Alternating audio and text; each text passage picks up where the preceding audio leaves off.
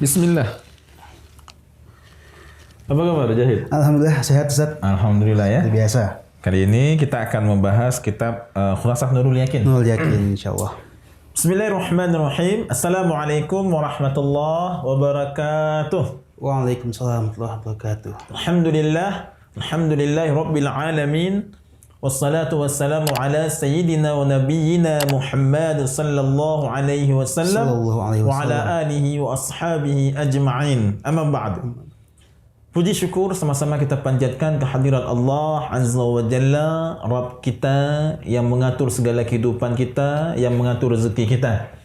Mudah-mudahan kita melalui hari, melalui bulan dan tahun dengan terus meningkatkan keimanan kita serta ketakwaan kita. Selawat serta salam marilah sama-sama kita sajikan ke pangkuan baginda Nabi besar Muhammad sallallahu alaihi wasallam beserta kepada para sahabat dan keluarga beliau. Alhamdulillah, akhi. Gimana? Sehat? Alhamdulillah. Sehat alhamdulillah. Dalam kondisi pandemi seperti ini, kita tetap menjalankan protokol kesehatan, pakai masker, nggak boleh dekat-dekat, terlalu dekat juga. Biasanya kita rapat-rapat, terlalu dekat. Khairan. Kita mengadakan kajian ini mudah-mudahan berfaedah untuk teman-teman kita dimanapun berada. Amin, amin, tentunya amin. sahabat sinyal Islam Indonesia. Kali ini kita akan membahas sirah nabawiyah dengan kitab Khulasah Nurul Yakin. Ini merupakan kajian yang sangat Anda sukai, ya, yang setiap umat muslim hendaknya mempelajari materi ini, yakni materi bagaimana mengenal nabinya. Jangan sampai kita mengamalkan ibadah tapi tidak memahami sahibus syariah yang mengajarkan ibadah tersebut. Kita solat tapi nggak kenal sama Nabi. Yang ngajarin kita solat siapa? Nabi. Sallu kama ra'aitumuni usalli. Kita mau puasa, yang ngajarin kita puasa siapa? Nabi Muhammad. Nabi juga. Tapi nggak kenal sama Nabi. Masya Allah. Yang memberi syafaat kita di hari kiamat siapa? Nabi Muhammad SAW. Tapi nggak kenal sama Nabi. Gimana mau cinta kalau nggak kenal? Benar sekali. Khairan. Allahumma inna nas'aluka 'ilman nafi'an wa fahman wasi'an wa rizqan wasi'an halalan thayyiban wa 'amalan mutaqabbala.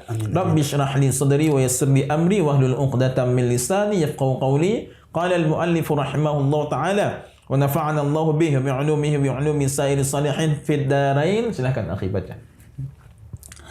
Baiklah. Ketika umur Nabi 8 tahun. Berapa 8 tahun ya? 8 tahun. Kakek beliau wafat setelah mengasuh Nabi selama 2 tahun. Masya Allah, kakek beliau yakni Abdul Muttalib, seorang pemimpin Quraisy saat itu, orang yang sangat disegani, sangat berwibawa, yang sangat juga mencintai Nabi karena beliau memiliki firasat bahwa cucu beliau akan menjadi seorang yang agung nantinya, seorang yang besar, akan menjadi pemimpin umat nantinya. Maka beliau pun mendidik dengan penuh kasih sayang. Kemana beliau pimpin rapat, Nabi diajak, didudukkan di samping beliau. Jadi Nabi kita duduk musyawarah di depan pemimpin-pemimpin Quraisy dan duduk di samping kakeknya yang memimpin rapat. Jiwa leadership beliau telah terbentuk di situ. Masya Allah. Karena itu kalau kita mau ikut kajian, jangan cuma kita ikut kajian, ajak juga anak kita. Sehingga akhirnya ada seorang ibu bertanya, Ustaz, anak saya ini kalau di kelas lincah banget. Tanya ke isi ibu sering ikut kajian? Sering Ustaz, saya seminggu sekali ikut kajian.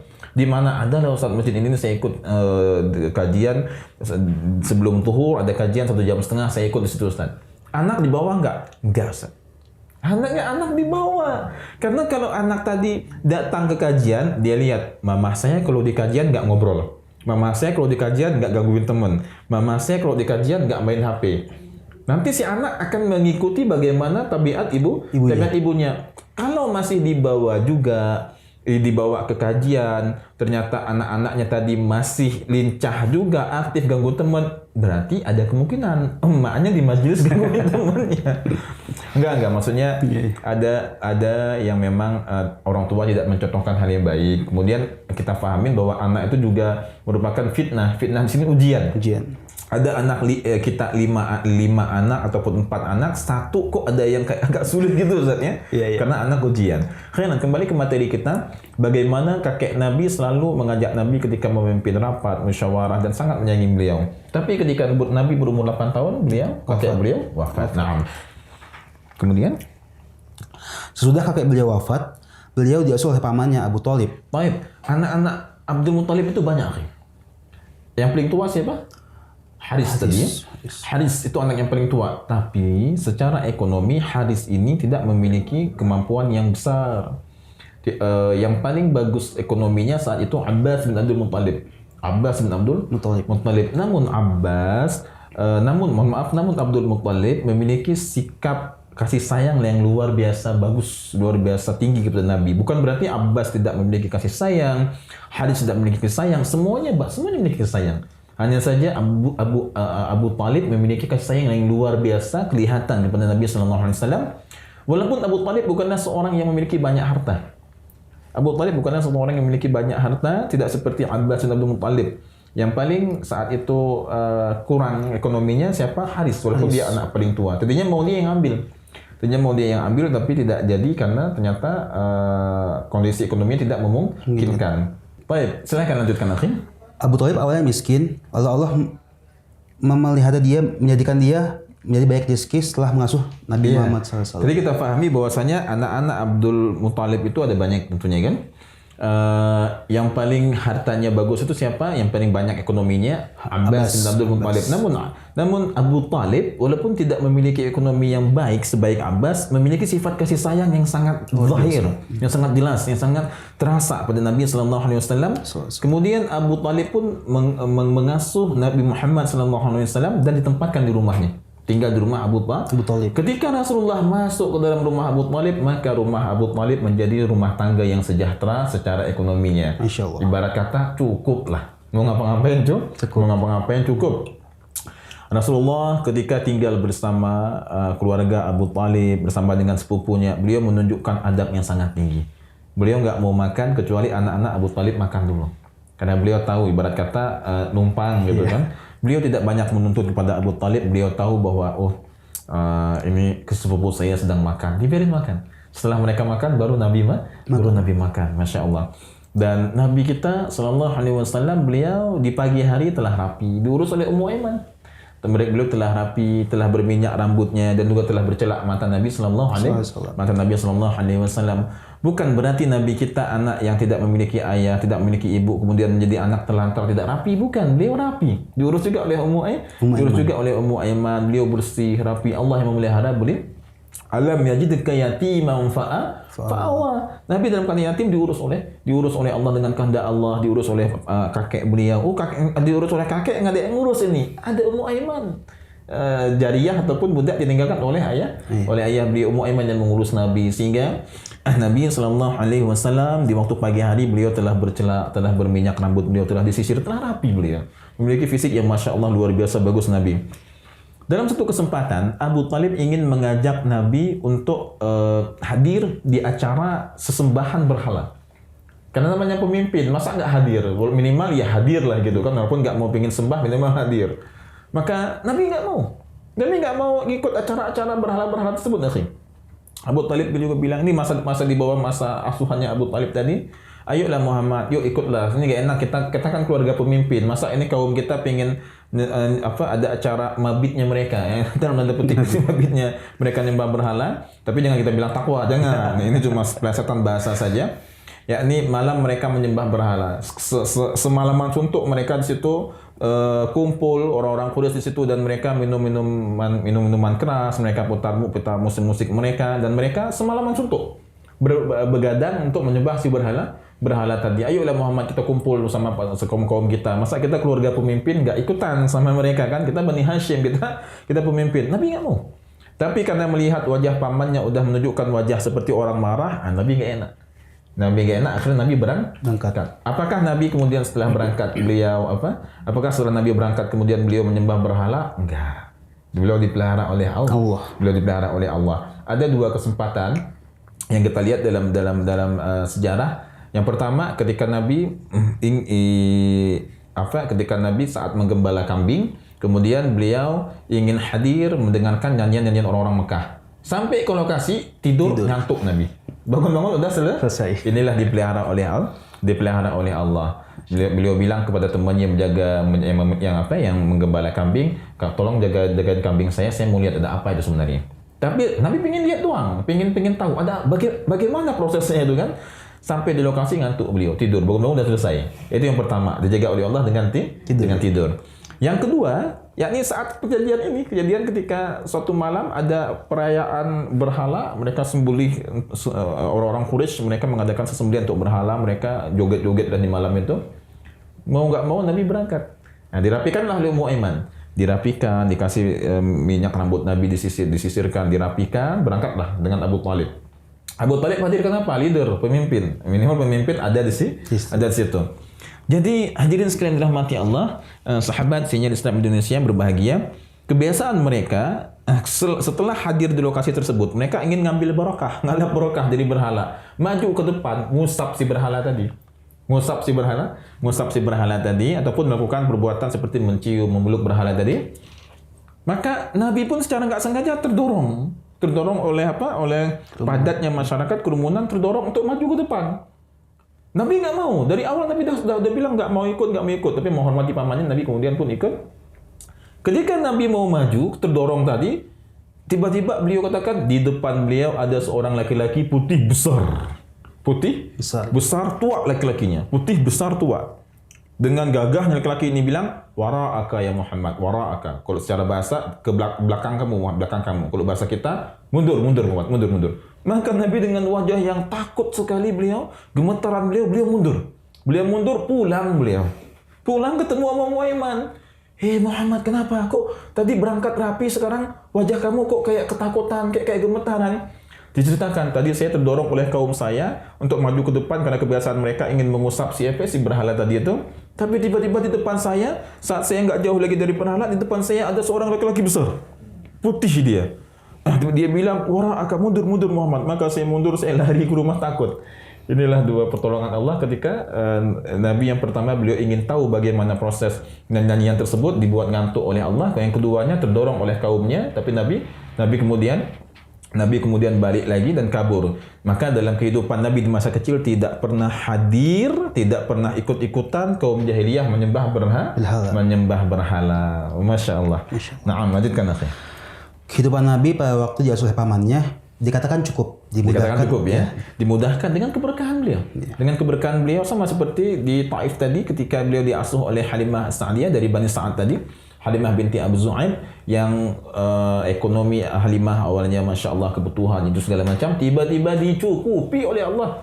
Maka ibu-ibu kita lihat di sini, bapak-bapak sekalian, kita lihat kalau rumah tangga kita ada masalah, rumah tangga kita mana sih rumah tangga nggak bermasalah, pasti ada masalahnya. Pasti ada. Tapi kalau terlalu parah, mungkin rumah tangga kita jarang kita bacakan kisah-kisah Nabi Sallallahu Alaihi Wasallam. Kepada anak-anak kita jarang kita bacakan kisah-kisah sirah Nabi, jarang kita ajak mereka selawatan, jarang kita buat majelis yuk kumpul semuanya. Kali ini Papa, Abi ingin bahas masalah sirah Nabi. Masya Allah, khairan. Lanjut akhir. Cukup ya kehidupan Nabi ya bersama. Cukup. Tapi beliau ngerti beliau tinggal. Jadi beliau ketika ada dihidangkan makanan, beliau nggak makan dulu. Beliau lihat dulu sepupu beliau makan. Setelah mereka makan, baru beliau makan. Masya Allah. Begitulah Nabi ketika masa kecil. Walaupun tidak banyak ahli sejarah yang menjelaskan bagaimana kehidupan Nabi ketika kecil, itu nggak banyak. Yang banyak itu ketika beliau telah mendapatkan risalah. Itu tentunya banyak. Nah, adapun masa kecil Nabi tidak terlalu detail dijelaskan, tapi kita bisa buka kitab seperti Asy-Syifa, Ta'rif Huquqil Mustafa yang ditulis oleh Qadi Iyad. Ini bagus sekali menjelaskan bagaimana kehidupan Nabi di masa kecil, dan juga kitab-kitab seperti Muhammad Rasulullah menjelaskan bagaimana kehidupan Nabi di masa kecil. Nah, ba'du. Nabi Muhammad menggembala kambing dan perjalanannya yang pertama ke Syams. Iya, Nabi Muhammad SAW adalah seorang penggembala kambing, dan beliau juga mengatakan nabi-nabi sebelumku juga mereka ada yang menggembala kambing seperti Nabi Musa, kemudian Nabi Daud, kemudian aku menggembalakan kambing keluargaku di Ajiyat. Ajiyat itu dekat dari Mekah, cuma bukitnya Masya Allah. Ada teman anda tinggal di Ajiyat, kalau ke rumah dia kami anggap itu seperti olahraga. Masya Allah. Noyaknya luar biasa. Bapak Ibu yang dirahmati Allah, Kang Teteh, sahabat senior Islam yang berbahagia, ada banyak hikmah dari menggembala kambing, akhi. Alhamdulillah Anda mendirikan kutab sekolah penghafal Quran. Ada seorang guru olahraga, kita minta untuk ngajar olahraga anak-anak, dan itu pengalaman pertama sekali dia mengajar, akhi. Karena memang dia dulunya belum pernah ngajar anak-anak kecil banget gitu. Dan Masya Allah dia sedang menghafal Al-Quran juga. Begitu dia mendapatkan anak-anak kelas 1, bingung dia. Ini gimana yang ngurusnya? Gimana? Lincah-lincah luar biasa kan? Iya. Kenapa? Karena tidak terbiasa mengurus makhluk hidup sebelumnya. nggak pernah ngurus sebelumnya. Ngurus makhluk mati mungkin, HP, urus HP segala macam kan. Jadi dengan mendidik, dengan menggembala kambing akan tumbuh sifat leadership pada diri seorang penggembala tadi. Minimal dia akan menjaga kambingnya, sini, jangan ke sana, sini. Yuk, saat waktu makan dia kasih makan, dia duduk, dia atur, jangan sampai ada yang berantem, dia pisahkan. Jangan sampai ada yang keluar dari rombongannya, nanti dia ambil lagi. Khawatir dimakan serigala nantinya kan. Dan dia kasih minum, jam waktu minum dia kasih minum, jam waktu makan dia kasih makan. Maka saya menganjurkan kepada Bapak Ibu semuanya, anak kalau udah berumur 3 tahun ke atas ataupun 4 tahun ke atas, maka ketika dia udah mulai berakal tentunya 3 tahun, 4 tahun, bagusnya sih 5 tahun. Tapi ada anak yang 4 tahun udah lumayan bagus akalnya. Belikan dia satu hewan yang menjadi tanggung jawabnya untuk kasih makan, untuk kasih minum, dan juga untuk membersihkan kandangnya. Bagusnya sih kambing. Cuma di rumah kita kalau pelihara kambing kan bau. Iya. Boleh juga kucing ataupun kayak kelinci. Itu boleh. Kita ajarkan anak kita, nak jam sekian maka berikan makan untuk kambing kita. Nak atau kelinci kita. Nak jam sekian, ini kambing kita misalnya namanya Gugu itu kan. Nah, ini jam waktu makannya si Gugu jangan lupa ya. Iya, dia mulai terbentuk sifat untuk mendidiknya dan sifat tanggung jawabnya. Sifat ini sifat mendidik, bagaimana dia mengajarkan si kambing tadi ataupun si kelinci. Ini kamu jam segini masuk kandang ya, jangan keluar ya. Jadi ada satu sikap tanggung jawab yang mulai dia pelajarin walaupun dari kecil, walaupun dari hal yang paling kecil. Nah, anak kita tadi pun terbiasa, oh Ma sekarang mau menjelang maghrib nih, ini waktu makannya kelinci aku, udah jam 5:30.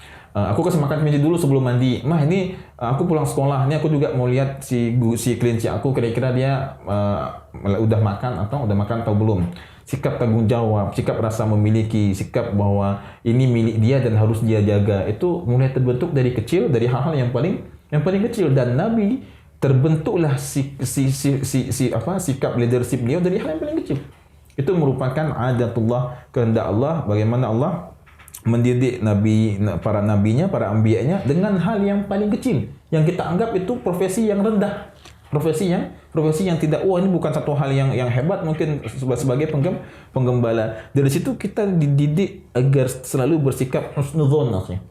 Apapun profesi orang selama itu halal, jangan anggap sebelah mata. Jangan anggap sebelah mata. Nabi kita penggembala, jangan kita anggap sebelah mata. Ada banyak sisi positif dari profesi sebagai seorang penggembala.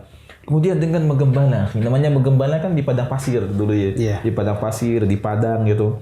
Maka akan membuat si anak tadi lebih dekat dengan alam. Lebih dekat dengan alam, dia melihat ada bintang, ada bulan, kemudian ada padang, ada gunung. Kalau anak di rumah aja main HP aja nanti. Jadi sekali-kali anak kita lepaskan dia di kebun gitu, kita ajak main ke taman, nak lihat. Ini ada kebun, ada tanaman, ada pohon yang warna coklat, pohon warna hitam, yang ada yang berlumut, ada daun yang besar, ada yang kecil. Kalau dia tanya, nak kenapa ada pohon yang ada daun yang warna hitam, ada daun yang warna coklat, ada daun yang warna hijau, jangan jelaskan secara biologi, stres anak kita nanti. Tapi jelaskan itu kuasa Allah.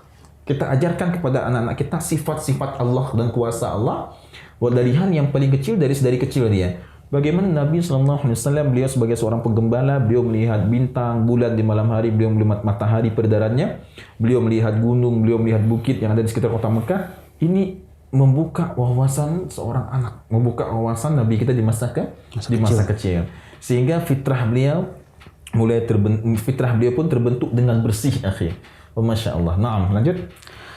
Ketika masa kecilnya, beliau suka mengembalakan kambing orang-orang Mekah dengan diberi upah. Dengan upah tersebut, beliau bisa membeli makan dan lainnya. Iya. Dengan beliau telah mendapatkan upah tentunya, walaupun beliau masih kecil. Ya. Naam. Makanya ketika beliau menjadi seorang nabi, seorang rasul dan menyampaikan risalahnya, beberapa orang Mekah, Muhammad kita yang dulu menggembala kambing kita. Mereka menyindir Nabi.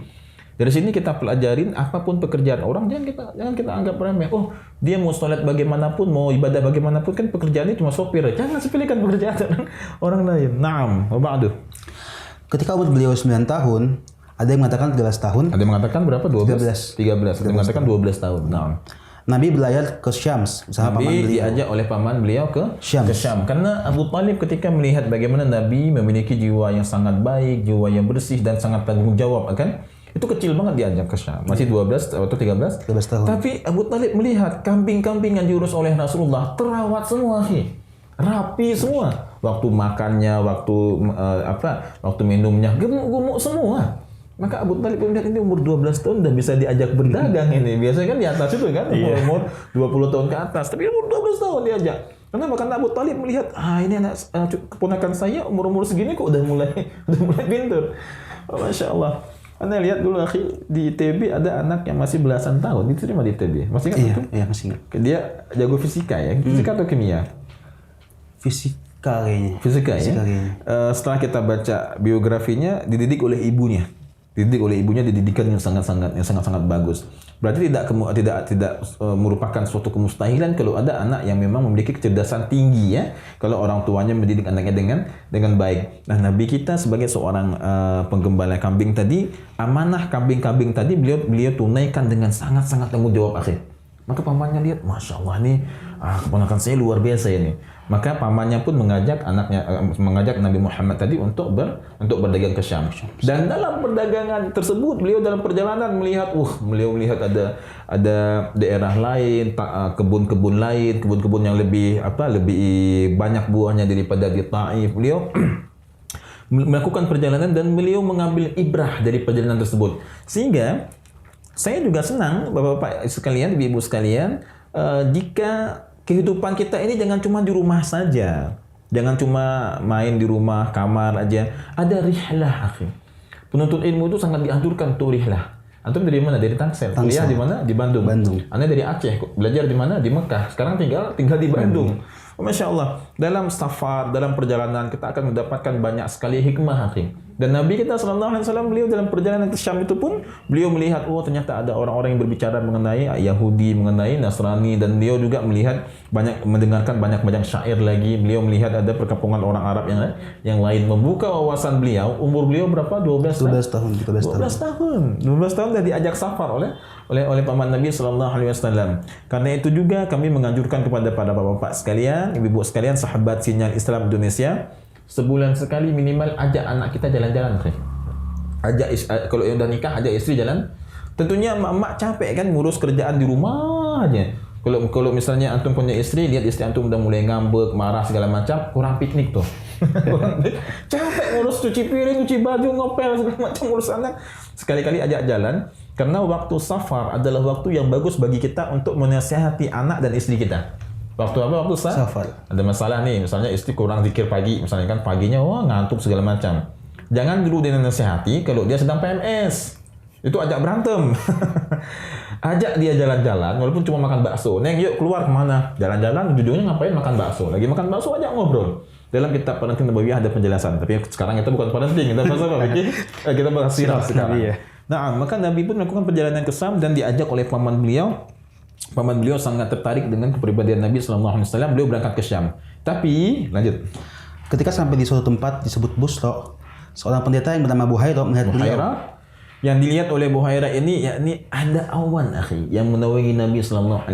Ada awan yang menaungi Nabi SAW. Kemudian, jadi Buhairah dilihat, itu kok ada awan menaungi kafilah tersebut. Dan ketika Nabi SAW duduk istirahat di bawah sebuah pohon itu masih ada sampai sekarang, di sebuah pohon, tiba-tiba pohon itu pun memanjangkan daun-daunnya untuk menaungi Nabi SAW. Makanya dikatakan pohon sahabat. Pohon masih ada sampai sekarang, kalau nggak salah di Jordan, Allahu a'lam. Sepertinya benar di Jordan.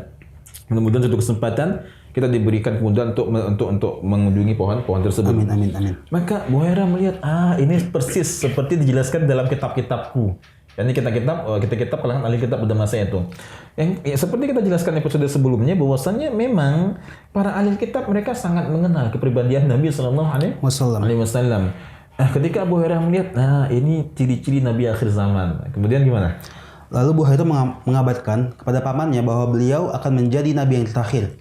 Pendeta itu meminta kepada pamannya untuk membawa pulang Nabi Muhammad. Ya, dibawa pulang. Khawatir sama orang Yahudi dibunuh nantinya. Iya. Khawatir sama orang Yahudi dibunuh, khawatir nanti oleh orang-orang yang tidak suka dengan Nabi akhir zaman dibunuh nantinya. Akhirnya dibawa pulang. Baik, lanjutkan. karena takut banyak musuh yang memata-matai beliau. Pendeta itu memaparkan tanda-tanda kenabian Muhammad dari ciri-ciri yang ada di kitab Injil. Masya Allah. Akhirnya dijelaskan bagaimana, berarti Nasrani dia, agama si Buhairah itu. Iya. Dijelaskan bagaimana ciri-ciri Nabi SAW. Sehingga Bapak Ibu dirahmati Allah, orang-orang ahli kitab pada masa Nabi, mereka sangat mengenal akan karakter, ciri, dan juga tanda-tanda yang ada pada Nabi akhir zaman. Bahkan sebelum Nabi lahir, mereka udah tahu. Baik, sahabat Sinyal Islam Indonesia yang dirahmati Allah, kita akan lanjutkan kajian Khulasah Nurul Yaqin dalam pembahasan Sirah Nabawiyah. Namun kali ini sahabat kita Akh Mujahid sedang ada keperluan. Kali ini saya akan ditemani oleh Akh Ferry. Tafadhal Akh Ferry, silakan. Masya Allah, ini dampingi oleh orang-orang ganteng terus nih. Assalamualaikum Ustaz. Waalaikumsalam warahmatullahi wabarakatuh. Baik, Anda minta tolong ke Akh Ferry untuk menemani kajian ini. Tolong Akh Ferry bacakan khulasah kitab Nurul Yaqin. Bagian selanjutnya perjalanan Nabi SAW yang kedua. Yang kedua, pertama selesai ya. Disuruh pulang oleh Buhairah tadi. Kalau tadi umur belasan tahun, sekarang beliau sudah umur 25 tahun. 25 tahun. Dan Nabi sudah dikenal sebagai seorang laki-laki yang sangat terpandang dan jujur. Dikenal sebagai seorang laki-laki yang amanah. Naam, sehingga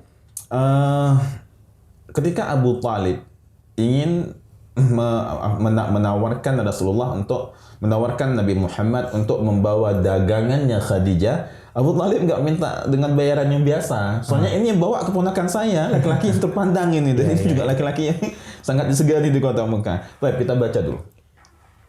Beliau di umur 25 tahun kembali berlayar ke Syam dengan membawa dagangan Siti Khadijah. Dengan membawa dagangan Sayyidatina Khadijah. Tamam, baik. Begini kisahnya.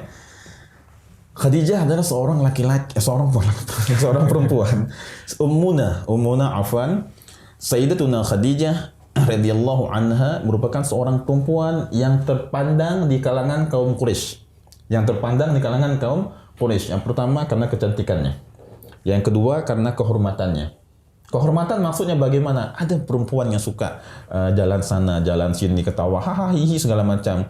Kemudian perempuan yang tidak menjaga muruahnya, perempuan yang tidak menjaga harga dirinya.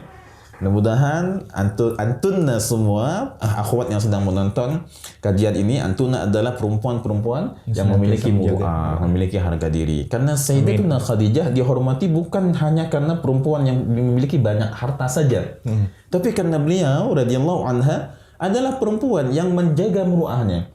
Saat itu Ummuna Khadijah adalah seorang janda. Banyak sekali pemuka Quraisy, Ferry. Banyak sekali pemuka Quraisy, banyak sekali pemuda-pemuda Quraisy ingin melamarnya, tapi nggak ada yang diterima. Banyak sekali yang ingin maksudnya begini yang kami jelaskan. Ada orang-orang mengatakan Khadijah umur 40 berarti udah perempuan yang udah berumur gitu kan. Jangan samakan dengan yang umur 40 sekarang. Makanannya beda, cuacanya beda, semuanya beda. Jangan kita samakan. Oh, Ummuna Khadijah berarti saya nggak perpanjang lagi masalah ini karena tidak baik kalau kita bahas Ummuna terlalu detail karena beliau adalah ibu kita. Tapi saya ingin jelaskan kepada orang-orang yang mengatakan dengan lantang, dengan cara tidak sopan bahwa Ummuna telah berumur nikah segala macam begini. Lihat, banyak pemuda, banyak pemuka Quraisy ingin menikahi Ummuna Khadijah. Ini maksudnya Ummuna kita masih seorang perempuan yang disegani dan juga masih terlihat kecantikan beliau. Oh, Masya Allah. Baik. Bahkan sekarang juga banyak selebriti yang umur 40 pun masih terlihat. Iya, jadi jangan dibilang umur 40 iya, umur 40 udah tua segala macam. Lagi bunda kita Khadijah. Iya, ini dalalah mantiqiyah yang bisa kita pahami. Beliau di umur 40 masih banyak pemuka-pemuka Quraisy dan juga pemuda-pemuda Quraisy yang ingin melamar beliau ditolak. Dan beliau adalah salah seorang perempuan dari kalangan Banu Asad. Dari kalangan Banu Asad masih dalam satu, tentunya kalau Quraisy dari Qushay semuanya masih dalam satu tali leluhur dengan Nabi sallallahu alaihi wasallam, keturunan Qushay. Dan beliau selain seorang perempuan yang menjaga kehormatannya, begini Ferry dan juga sahabat sekalian, semua leluhur Nabi dari nenek-nenek beliau itu semuanya perempuan baik-baik semuanya, Ferry. Baik dari nenek beliau sendiri, istrinya Abdul Muttalib, kemudian dari istrinya Hashim sampai ke Adnan, sampai ke Nabi Ismail alaihissalam, semuanya adalah perempuan-perempuan yang baik semuanya. Perempuan-perempuan yang menjaga muruah, bagus fisik mereka, bagus akhlak mereka, bagus pergaulan mereka. Dalam kitab Nurul Yaqin dijelaskan ini merupakan kehendak Allah. Kehendak Allah di mana nantinya akan berakhir kepada Abdullah menikahi menikahi menikahi ibunda Aminah. Abdullah sendiri merupakan putra dari pembesar Quraisy, pembesar Bani Hashim. Dan ibunda Aminah sendiri merupakan perempuan dari pemuka Banu Zahrah juga. Jadi sama-sama pemuka, anak dari pemuka sukunya. Kalau anak pemuka suku, mereka adalah orang-orang yang dididik dengan baik. Dididik dengan penuh kehormatan, menjaga muruahnya. Ini menunjukkan ibunda kita Khadijah radhiyallahu anha adalah salah seorang perempuan yang cantik, yang kaya dan juga memiliki kehormatan. Ada banyak perempuan cantik tapi nggak ada kehormatannya. Nauzubillah. Ada banyak perempuan kaya tapi nggak jaga kehormatannya. Masya Allah, pelan-pelan kita mengikuti bagaimana Ummuna Khadijah radhiyallahu anha. Jadi jangan ada lagi yang mengatakan, oh ibu-ibunda kita udah tua segala macam. Itu kebangetan. Baik Ferry, kita tidak terlalu membahas secara detail bagaimana Ummuna karena khawatir nanti jatuh adab. Ada kalimat-kalimat yang tidak baik. Kita selalu berhusnuzon dengan Ummuna Khadijah radhiyallahu anha. Tamam. Maka Ummuna Khadijah mengumumkan kepada orang-orang Quraisy siapa yang mau untuk membawa dagangan beliau ke Syam akan diberikan hadiah 2 ekor unta. Berapa? 2 ekor unta. Akan diberikan hadiah sebesar 2 ekor unta. Abu Talib mendengarnya. Datanglah Abu Talib. Datang Abu Talib bertemu Khadijah. Assalamualaikum. Waalaikumsalam. Khadijah, saya dengar gini. Iya benar. Khadijah, itu hadiah untuk orang lain 2 ekor unta. Tapi saya akan minta tolong kepada keponakan saya Muhammad untuk membawa dagangan kamu. Karena ini Muhammad yang bawa, saya nggak mau terima kalau 2 ekor unta. Tapi harus 4 ekor unta. Ini yang bawa pemuda yang jujur, pemuda yang ganteng, pemuda yang luar biasa amanah. Apa jawaban Khadijah? Ya Abu Talib. Ya Abu Talib. Ya Abu Talib, kalau permintaan ini diadukan oleh orang jauh itu yakni bukan kalangan keluarga terdekatnya. Jadi ajukan oleh orang jauh itu akan saya penuhi. Apalagi engkau yang meminta, pasti akan saya penuhi. Masya Allah. Akhirnya dikabulkanlah permintaan Abu Talib untuk mengupah Rasulullah sebesar 4 ekor, sebanyak 4 ekor unta. Ini besar sih. 1 ekor unta aja udah lumayan besar. Harga yang tinggi itu, upah yang sangat tinggi. Bagaimana Khadijah radhiyallahu anha langsung memenuhi permintaan Abu Talib karena dia tahu Muhammad yang akan membawa dagangannya. Lanjut silakan beliau dan akhlak beliau. Selanjutnya pelayan beliau yang bernama Maisarah. Iya, jadi beliau punya tangan kanan namanya Maisarah, seorang laki-laki Maisarah yang diamanahkan untuk mengurus bersama Nabi perdagangannya. Naam. Dan ketika pulang mereka membawa keuntungan yang melimpah. Dan di sini ada catatan, ada yang mengatakan pendeta Nastura melihat Nabi Shallallahu Alaihi Wasallam dalam perjalanan ini sehingga dia tahu beliaulah Nabi yang dinanti-nantikan. Iya, Masya Allah. Di sini Maisarah menemani Nabi Sallallahu Alaihi Wasallam berangkat ke Syam dan mereka menempuh jarak yang tidak jauh beda dengan yang dulu pernah ditempuh Nabi ketika berjalan bersama dengan Abu Talib. Dalam perjalanan ke Syam, di situ Nabi juga berbicara dengan para pendeta di Syam, dengan para pendeta Nasrani di Syam, dan Nabi melakukan perdagangan yang luar biasa, Masya Allah, penuh amanah. Maisarah pun sampai terkagum-kagum dengan akhlak Nabi SAW. Maisarah sampai, wah, ini luar biasa akhlak Nabi Sallallahu Alaihi Wasallam, sehingga mereka mendapatkan laba penghasilan yang luar biasa besar. Sebelum pulang, Nabi membeli hadiah-hadiah yang kira-kira disukai oleh ibunda Khadijah nantinya. Ini beliau beli beberapa hadiah dengan Maisarah. Ini mungkin karena yang paling tahu Khadijah suka apa itu Maisarah. Maka dengan penghasilan yang besar, kemudian Nabi mengajak Maisarah, yuk kita beli apa yang disukai oleh Khadijah. Jadi Bapak kameramen, sound systemer, sekali-kali pulang ke rumah ya bawalah sedikit buah tangan untuk istri dan juga para sahabat sekalian bawa buah tangan untuk istri apa-apa yang disukai oleh istri antum. Jangan tanya maunya apa. Pasti jawabannya Terserah. Masih jawabannya terserah. Ini kalimat terserah kita buka ke semua kamus di perpus nggak akan dapat nantinya. Jangan tanya maunya apa. Tentu kalau suaminya pasti tahu maunya, pasti tahunya maunya apa. Bawa aja, mau bala-bala kah, mau gorengan, ntar juga 1 jam habis semuanya. Tamam, khairan insyaallah. Maka setelah mereka mendapatkan hasil perdagangan yang luar biasa besar, kemudian Masya Allah juga membeli hadiah untuk Ibunda Khadijah. Di tengah perjalanan pulang, tadi sempat juga ya Rasulullah bertemu lagi dengan pendeta tadi. Nastura di sini namanya. Iya, dan Nabi juga banyak berbicara dengan para pendeta Nasrani di negeri Syam, yang pendeta-pendeta tersebut tertarik luar biasa dengan kepribadian Nabi Sallallahu Alaihi Wasallam. Dalam perjalanan pulang, kemudian Maisarah menyuruh Nabi untuk Muhammad, kamu pulang duluan dan berikan kabar gembira ini kepada Khadijah, kabar gembira perdagangannya itu mendapatkan hasil laba yang luar biasa besar. Ketika Nabi pulang, Khadijah sedang berada di lantai atas rumahnya. Emang rumahnya rumah mewah. Saat itu rumah mewah bagi orang-orang saat itu termasuk rumah yang mewah. Jangan disamakan dengan mewahnya sekarang. Bagaimana? Tentunya ada perbedaan. Khadijah sedang berada di atas rumahnya. Dari jauh dia lihat, wah itu siapa yang datang ke rumah saya bawa banyak sekali hadiah segala macam. Rupanya dikabarkan itu Muhammad sudah pulang. Maisarah belakangan Rasulnya. Kemudian Rasulullah pun menceritakan kepada Khadijah, Rasulullah menceritakan mengenai laba, mengenai jual belinya, perdagangannya yang berhasil melimpah ruah. Labanya. Dalam obrolan itu, bagaimana Rasulullah juga sangat menjaga adabnya di hadapan seorang perempuan. Rasulullah memiliki fasahah, dialek, logat, bahasa yang luar biasa indah. Ternyata Khadijah diam-diam telah mulai menaruh hati kepada Rasulullah Sallallahu Alaihi Wasallam. Rasulullah menjelaskan secara panjang lebar, Khadijah juga dengan menjaga harga dirinya mendengarkan. Ternyata telah jatuh hati kepada Rasulullah Sallallahu Alaihi Wasallam. Ini merupakan karakter dari Nabi kita. Karakter dari Nabi kita bukan yakni siapa saja yang berbicara dengan beliau, berinteraksi dengan beliau itu pasti akan tertarik kepada Nabi. Siapa saja laki-laki yang didakwahin oleh beliau, yang berbicara dengan beliau, begitu duduk dengan Nabi, wah itu pasti kayak teman dekat banget kayaknya. Masya Allah. Maka Khadijah pun tertarik karena kefasihan bahasa Nabi Sallallahu Alaihi Wasallam, bagaimana adab Nabi, bagaimana Nabi sangat menjaga kehormatan Khadijah ketika duduk bersama seorang perempuan.